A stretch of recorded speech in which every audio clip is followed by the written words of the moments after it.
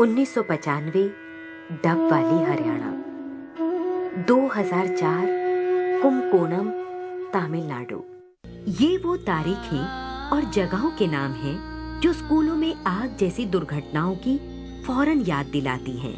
23 दिसंबर 1995 की बात है। देश की राजधानी दिल्ली से सिर्फ 120 किलोमीटर की दूरी पर स्थित इस स्कूल में हो रहे फंक्शन के दौरान शामियाने में आग लगती है और देखते ही देखते 300 से अधिक बच्चे मौत का शिकार हो जाते हैं। फिर ऐसी एक दुर्घटना की खबर आती है।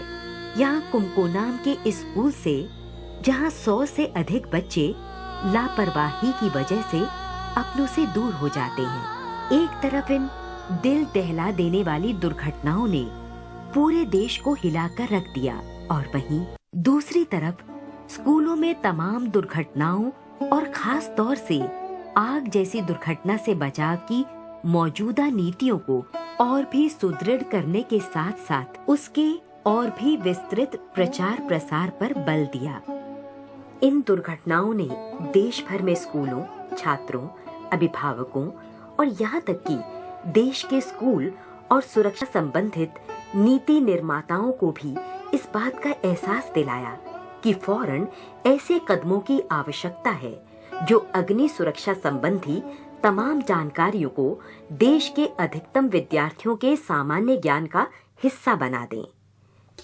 इन्हीं बातों को ध्यान में रखते हुए देश के नागरिक सुरक्षा महानिदेशालय फायर सेल ने पुनर्विचार किया और एक विस्तृत स्कूल अग्नि सुरक्षा योजना मौजूदा योजनाओं के प्रचार प्रसार और क्रियान्वयन के लिए कई महत्वपूर्ण कदम उठाए जो स्कूलों और विद्यार्थियों को बदतरीन दुर्घटनाओं से भी निपटने के लिए तैयार कर सकें।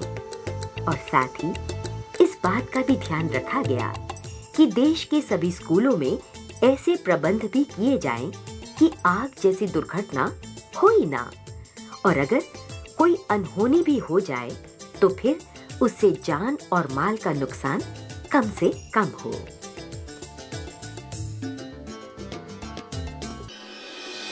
कुल मिला के नागरिक सुरक्षा महानिदेशालय फायर सेल का उद्देश्य ये है कि अग्नि सुरक्षा संबंधी महत्वपूर्ण जानकारियों से स्कूल समुदाय अधिक से अधिक लाभान्वित हो सके।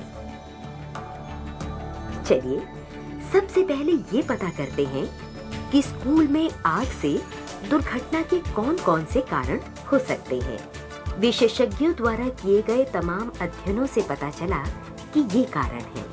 स्कूल भवन निर्माण में बुनियादी अग्नि सुरक्षा संबंधी बातों का ध्यान न रखना, अग्नि सुरक्षा निर्देशों का पालन न करना, अग्नि सुरक्षा योजना का ही न होना, अग्निशमन उपकरणों के प्रयोग का ज्ञान न होना, अग्नि सुरक्षा तकनीकों के अभ्यासों का अभाव, स्कूल निर्माण के दौरान बिल्डिंग बायलॉज का ध्यान न रखना, कक्षाओं के आसपास रसोई का या और किसी प्रकार के ज्वलनशील पदार्थ का होना। किसी भी संभावित दुर्घटना की तरह आग से होने वाली दुर्घटनाओं से निपटने के लिए भी सबसे पहले जरूरत है एक ठोस योजना की।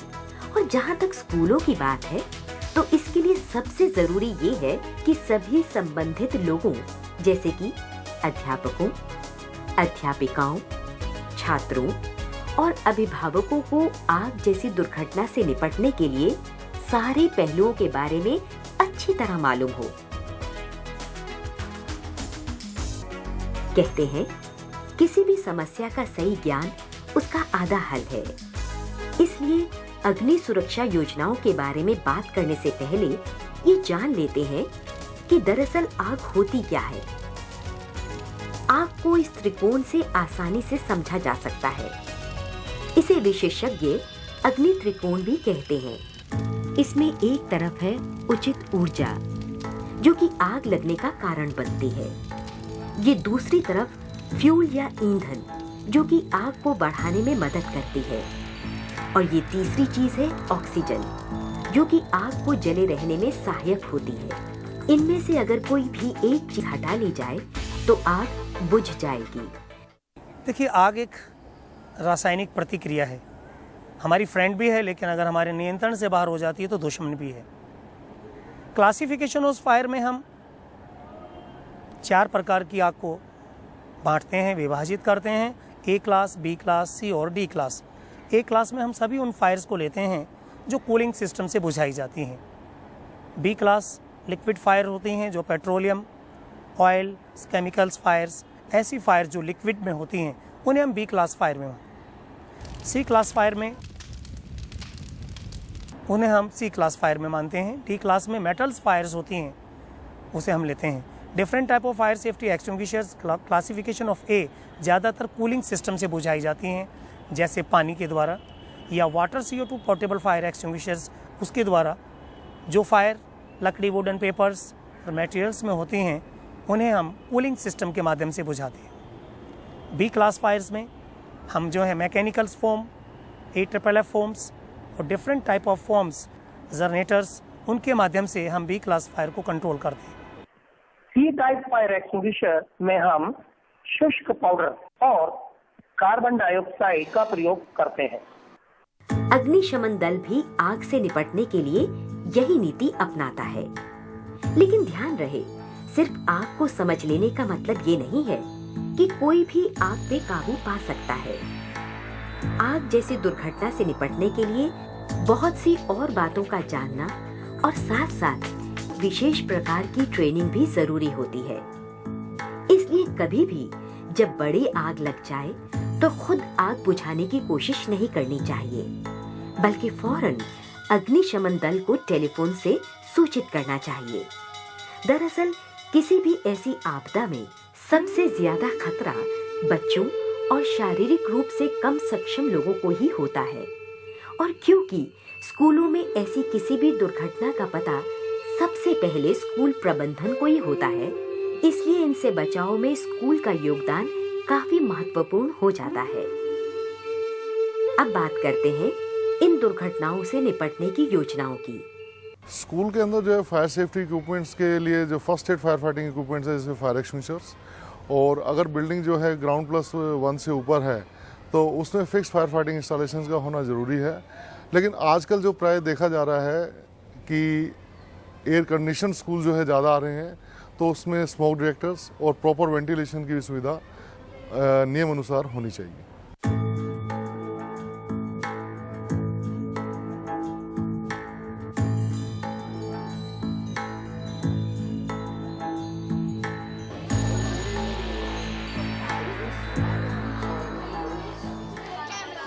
अग्नि सुरक्षा योजनाओं के कई पहलू होते हैं, लेकिन सबसे पहले ये योजनाएं बिल्कुल आसान और सीमित होनी चाहिए। स्टाफ को आसानी से याद रहने वाली होनी चाहिए। साथ ही ये ऐसी होनी चाहिए कि अगर कोई टीम मेंबर नहीं आया है तो दूसरे टीम मेंबर्स आसानी से उसकी जगह ले सकें। योजनाओं की मॉक ड्रिल के साथ साथ उनका पुनर्अवलोकन भी करते रहना चाहिए।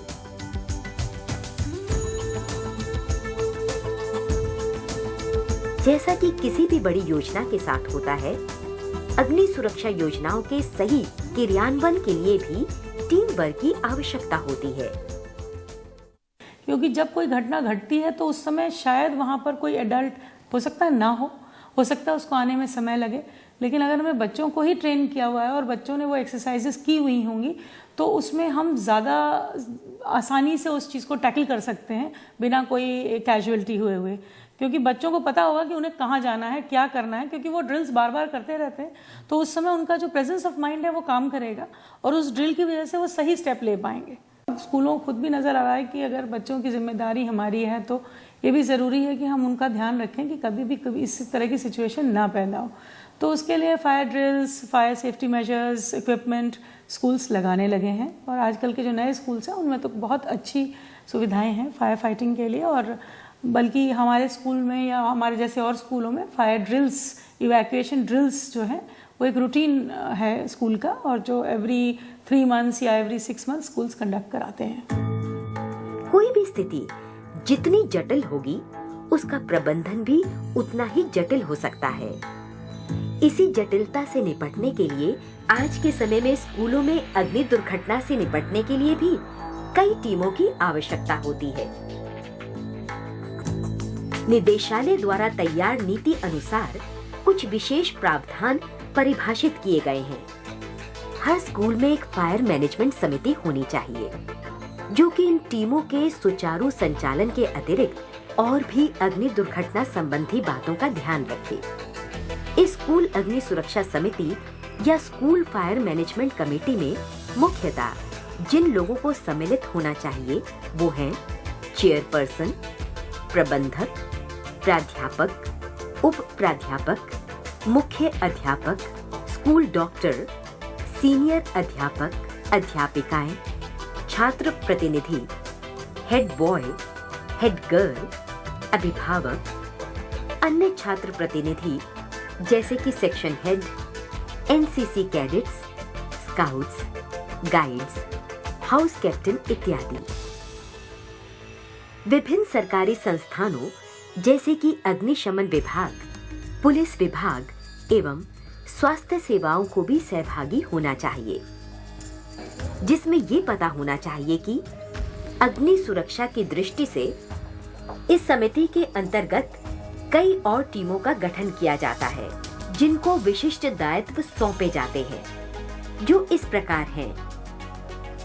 स्कूल प्रबंधन को अग्नि सुरक्षा योजना बनाने में मदद करना, स्कूल में विभिन्न समितियों का गठन करना, स्कूल के क्षेत्रों की सुरक्षा हेतु नीतियां निर्धारित करना, किसी प्रकार की आपदा जैसे भूकंप, बाढ़ तथा तूफान जैसी घटनाओं से निपटने के लिए स्थायी तथा अस्थायी सुरक्षा प्रबंधन का पुनर्अवलोकन व तैयारी करना, स्कूल का निरीक्षण कर उन सभी स्थानों को जहां दुर्घटना होने की संभावना हो उसे तुरंत सही करना, स्कूल में उपस्थित सुविधाओं जैसे अस्थायी शरण स्थल इत्यादि को सुनिश्चित करना, अग्नि सुरक्षा प्रणाली को हर 3 महीने में मॉक ड्रिल द्वारा अभ्यास कराना, अग्नि सुरक्षा योजनाओं को साल में एक बार और दुर्घटना के बाद उनका पुनर्अवलोकन करना, दुर्घटनाओं से निपटने के लिए आर्थिक सक्षमता बनाए रखना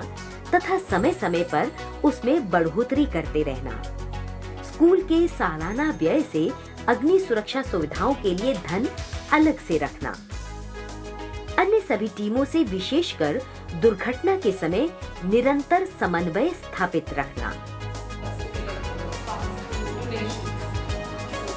इस टीम के सदस्य एक साथ बैठकर विचार विमर्श करते हैं तथा कुछ विशेष मुद्दों पर विचार करते हैं, जो कि इस प्रकार हैं। स्कूल में आग लगने के संभावित कारण, स्कूल अग्नि सुरक्षा मैनेजमेंट कमेटी का महत्व, आग और प्राकृतिक आपदाओं के दौरान किन नियमों का पालन करना चाहिए, स्कूल प्रबंधन का दुर्घटना होने पर योजनाएं बनाना तथा उन्हें सुचारू रूप से क्रियान्वित करना, योजनाओं का समय समय पर अवलोकन करते रहना चाहिए।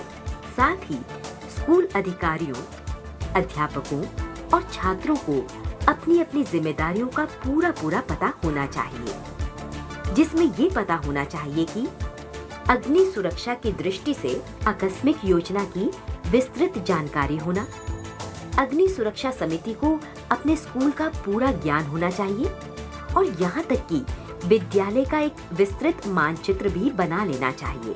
हर कक्षा में कितने आने जाने के रास्ते हैं, कक्षाएं पक्की हैं या फिर कच्ची, कर्मचारियों के कमरे में कितने दरवाजे हैं, विद्यालय में विभिन्न प्रयोगशालाएं कहाँ स्थित हैं और खेल का मैदान कितना बड़ा है। विद्यालय का एक मानचित्र तैयार करना चाहिए, जिसमें विद्यालय में आग लगने की अवस्था में निकासी और जमा होने की जगह की विस्तृत जानकारी इंगित होनी चाहिए। संभावित पुख्ता बने हुए भवनों का आंकलन करने के साथ साथ उनका भी आंकलन करना चाहिए जो पुख्ता नहीं है, और आग जैसी दुर्घटना की अवस्था में उनसे निपटने के लिए हमारे पास क्या क्या सुविधाएं हैं या होनी चाहिए, इसका भी ध्यान रखना होता है। आग लगने की अवस्था में उससे निपटने की योजना की, जिसमें संभावित जगहों और कारणों का विशेष ध्यान रखना, निकासी योजना सुनिश्चित करना, शारीरिक रूप से अलग रहने वाले विद्यार्थियों के लिए विशेष प्रबंध करना, विद्यालय में बिजली चली जाने के बाद जनरेटर का प्रबंध होना चाहिए। ये भी सुनिश्चित करना चाहिए कि बाहर आने जाने के रास्ते कहीं जाम तो नहीं है। विद्यालय प्रांगण में कुछ अतिरिक्त रुकावट की वस्तुएं जैसे कि ईंटें, शीशा, कूड़ा करकट, बिजली के तार तो नहीं पड़े हैं। आने जाने के रास्तों में कहीं अलमारी या किताबों के रैक की वजह से रुकावट तो नहीं पड़ रही है। कहीं कोई चीज छत से तो नहीं लटक रही है जो कि खुद ही दुर्घटना का कारण बन सकती है। कक्षा में कहीं ज्वलनशील वस्तुएं तो नहीं है। ज्वलनशील रासायनिक पदार्थ तो कहीं भंडारित नहीं है। कुछ ऐसी संभावनाएं भी हो सकती हैं जो कि विद्यालय प्रांगण के बाहर की हो और वो आग लगने की अवस्था में दुर्घटना का कारण बन सकती है। आग लगने की अवस्था में बिजली के हाई पावर तार, ऊंचे पेड़ या फिर तार की बाढ़ से भी दुर्घटनाएं संभावित हैं। ये तो हुई बात स्कूल की फायर मैनेजमेंट समिति की जिम्मेदारियों की। इन टीम या समिति के सदस्य कौन होते हैं और ये काम कैसे करते हैं, इससे पहले ये जान लेते हैं कि ये टीम होती कौन कौन सी है। इनमें सबसे पहली टीम होती है अवेयरनेस जागरूकता team, fire alarm team, evacuation निकासी टीम, सर्च एंड रेस्क्यू खोज एवं बचाव team, first aid team, fire fighting team, site safety घटना सुरक्षा टीम, ट्रांसपोर्ट टीम और अंत में मीडिया टीम।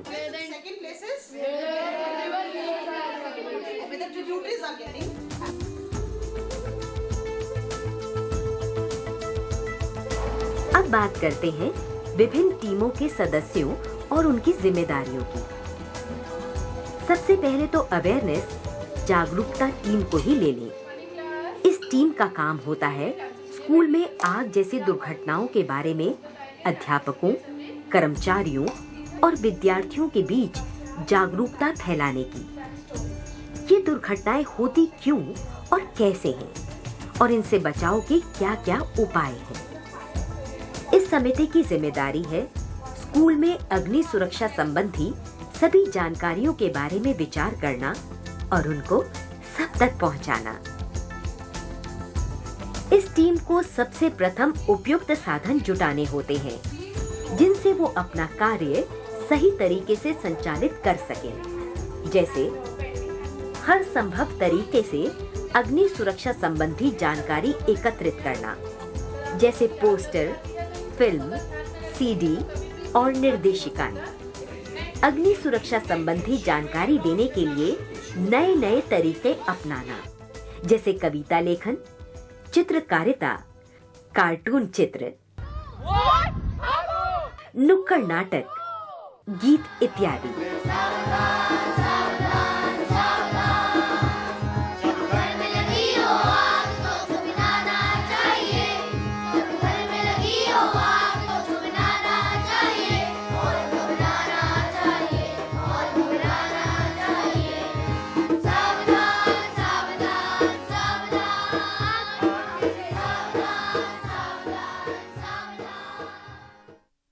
और जब स्कूल में अग्नि सुरक्षा संबंधित माहौल का निर्माण हो जाए तो फिर जरूरत इस बात की होती है कि स्कूल अग्नि सुरक्षा समिति के आंकलन के अनुसार दुर्घटना की परिस्थितियों से कैसे निपटे।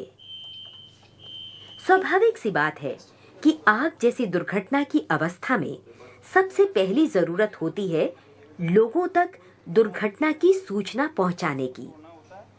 अब यहाँ सबसे पहला और महत्वपूर्ण रोल होता है फायर अलार्म टीम का।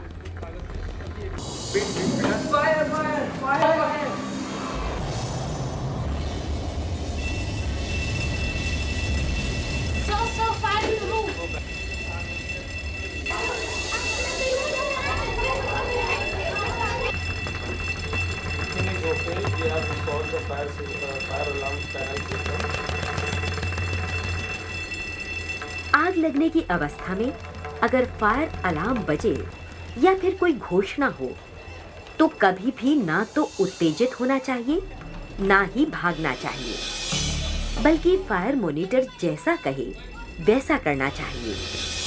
एक पंक्ति में बाहर निकलना चाहिए और फिर पूर्व सुनिश्चित जगह पर एकत्रित हो जाना चाहिए। इस टीम के सदस्यों के पास हर समय विभिन्न स्थानीय सरकारी विभागों जैसे कि फायर ब्रिगेड, पुलिस स्टेशन, स्वास्थ्य विभाग, संस्थाओं वगैरह के टेलीफोन नंबर हर समय होने चाहिए। दुर्घटना की स्थिति में इस टीम के सदस्यों को भली भांति पता होना चाहिए कि सभी विभागों को किस प्रकार से सूचित करना है, जैसे कि फायर स्टेशन को आग की जगह, समय और प्रकार या कारण की जानकारी देना। वहीं स्वास्थ्य विभाग को दुर्घटना में घायल होने वाले लोगों की स्थिति या फिर संख्या के बारे में जानकारी देना।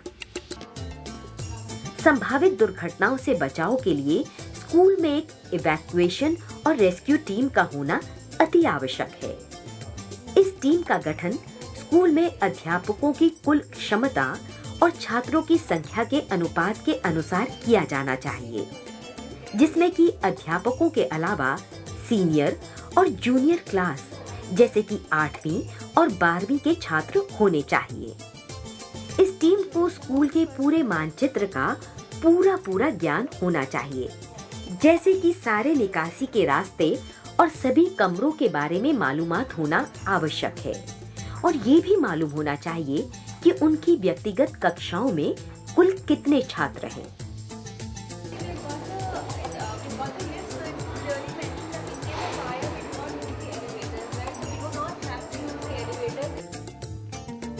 स्कूल के सभी दरवाजों और गेट की मास्टर चाबी एक सुनिश्चित जगह पर होनी चाहिए और इस जगह के बारे में इस टीम के सभी सदस्यों को पता होना चाहिए।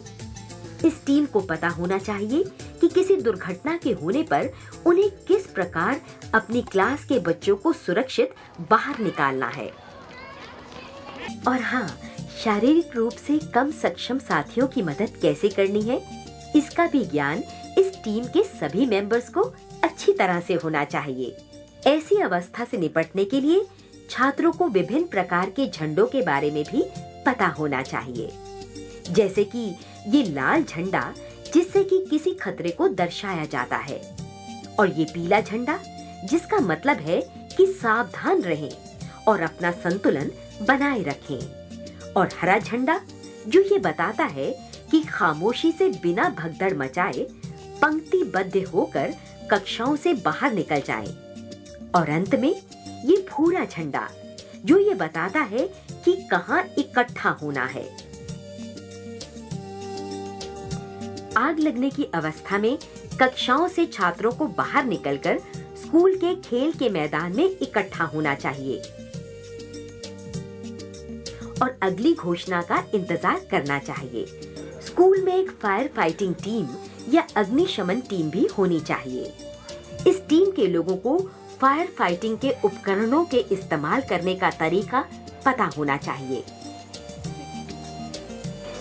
फायर एक्सटिंग्विशर चलाने का तरीका ये है, सबसे पहले इसे इस तरह से पकड़ते हैं, इस नॉब पर इस तरह से हिट करके इसे ऑन करते हैं और फिर नॉब को इस तरह रखते हैं, बिल्कुल आग की जड़ में।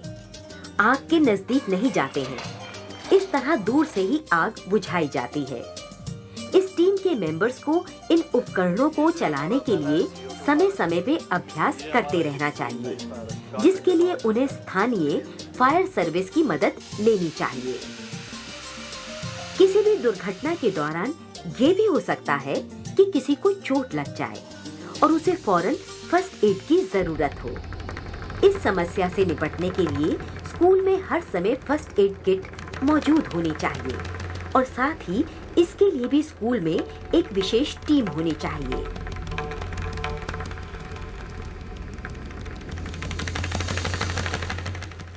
फर्स्ट एड किट का समय समय पर निरीक्षण भी करते रहना चाहिए कि उसमें सभी आवश्यक सामग्री मौजूद है या फिर दवाएं एक्सपायर तो नहीं हुई हैं, और क्या इसमें ऐसी दवाएं भी हैं जो कि किसी स्कूल के किसी छात्र विशेष के लिए बहुत आवश्यक हो सकती हैं। हाँ, इस टीम के लिए एक बात और ध्यान देने की है कि समय समय पर इस टीम के सभी मेंबर्स को साधारण रूप से फर्स्ट एड ड्रिल करते रहना चाहिए, जिससे कि अगर आवश्यकता पड़े तो किसी की जान को कोई खतरा ना हो।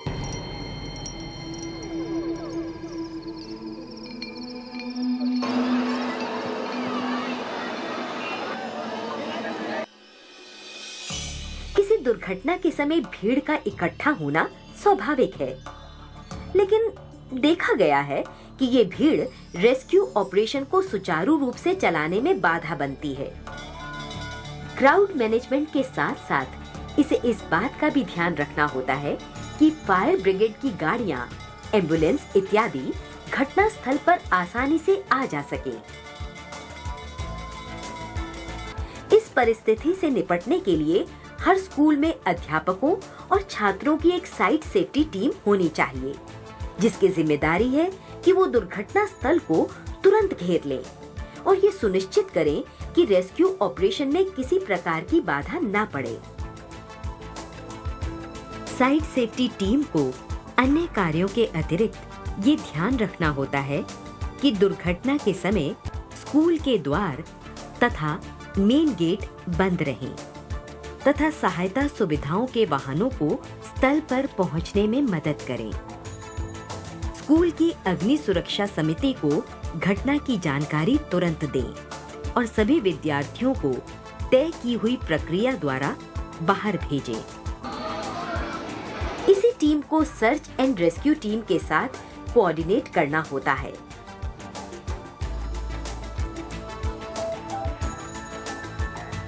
किसी भी दुर्घटना के समय उस जगह गाड़ियों का आना जाना बढ़ जाता है। ऐसी परिस्थिति को नियंत्रण में रखना अति आवश्यक होता है, जिसके लिए हर स्कूल में एक ट्रांसपोर्ट टीम का होना भी बहुत जरूरी है। इस टीम को सभी विद्यार्थियों को सुरक्षित घर पहुंचाने की जिम्मेदारी होती है, जिसके तहत इन्हें सुनिश्चित करना होता है कि सभी विद्यार्थी अपने अपने घरों के लिए प्रस्थान करें। आज के युग में जहां खबरें बिजली की रफ्तार से इधर उधर होती हो, तो स्वाभाविक है किसी दुर्घटना के समय उसकी खबर भी आम लोगों तक पहुंचे। ऐसी परिस्थिति से निपटने के लिए हर स्कूल में एक मीडिया मैनेजमेंट टीम का होना आवश्यक है, जिसकी जिम्मेदारी है लोगों तक सही सूचना पहुंचाए। इस टीम के पास हर समय मीडिया से संबंधित लोगों के नंबर होने चाहिए और इसे ये अच्छी तरह पता होना चाहिए कि किस प्रकार की और कितनी इंफॉर्मेशन मीडिया को देनी है। सूचना का मुख्य उद्देश्य अभिभावकों को निश्चिंत करना भी होता है तथा जनता को भी। टप्पाली और कुमको नाम की पुनर्वृत्ति ना हो, इसके लिए स्कूल मैनेजमेंट, टीचर्स और छात्रों को अपना अपना रोल भली भांति याद रखना होगा और समय समय पे अभ्यास करते रहना होगा।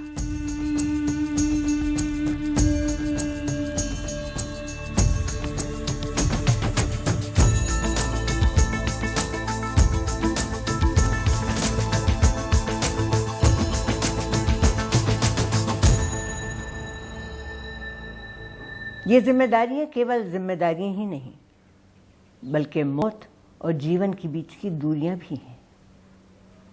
और निश्चय ही ये सुनिश्चित करेगी कि देश के स्कूलों में आग जैसी दुर्घटना हो ही ना, अगर हो भी जाए तो उसमें जान माल की क्षति कम से कम हो।